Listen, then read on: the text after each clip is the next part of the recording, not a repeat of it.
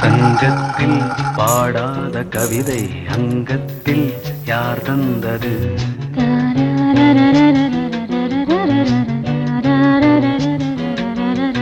சந்தத்தில் மாறாத நடையொடு என் முன்னே யார் வந்தது?